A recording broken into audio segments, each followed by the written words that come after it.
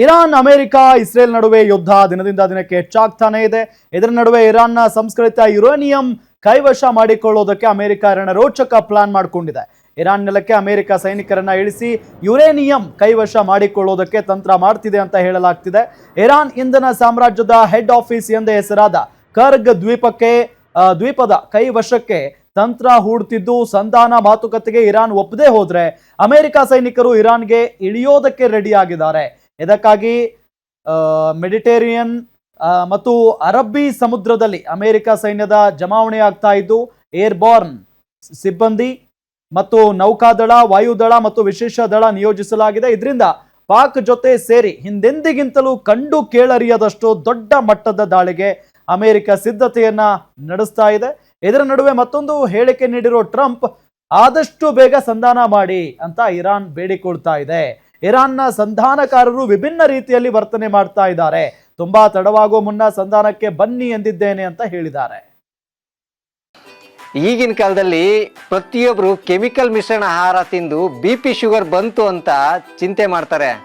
24 ಧಾನ್ಯಗಳನ್ನ ನೀರಿನಲ್ಲಿ ನೆನೆಸಿ ನೆರಳಿನಲ್ಲಿ ಒಣಗಿಸಿ ಮಣ್ಣಿನ ಮಡಿಕೆಯಲ್ಲಿ ಹದವಾಗಿ ಹುರಿದು ಸಾಂಪ್ರದಾಯಿಕ ಪದ್ಧತಿಯಲ್ಲಿ ತಯಾರಾಗಿದೆ Jeeni.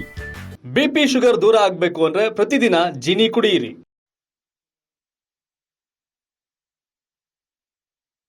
But it was a very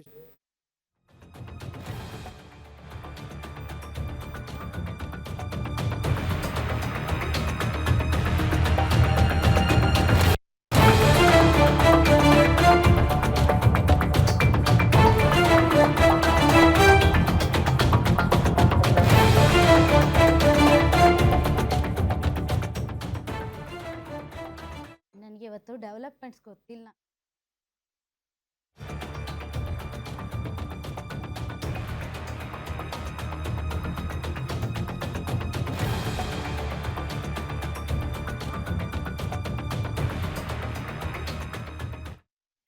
ಇವರು ಹಾಕೋ ಷರತ್ತುಗಳನ್ನ ಇರಾನ್ ಒಪ್ಪಲ್ಲ, ಇರಾನ್ ಹಾಕೋ ಷರತ್ತುಗಳನ್ನ ಇವ್ರು ಒಪ್ಪಲ್ಲ.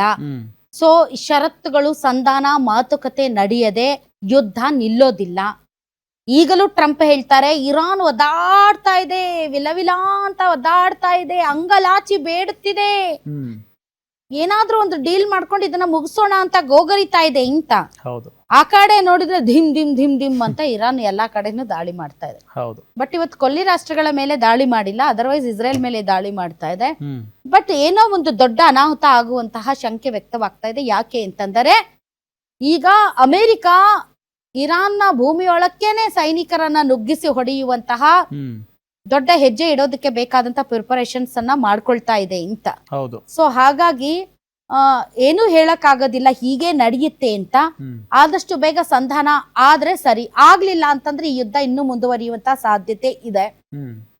ಬಟ್ ನಮ್ಮಲ್ಲಿ ಮಾತ್ರ ಭಾರತದಲ್ಲಿ ಪರಿಸ್ಥಿತಿ ದಿನದಿಂದ ದಿನಕ್ಕೆ ಬಿಗಡಾಯಿಸ್ತಾ ಇದೆ.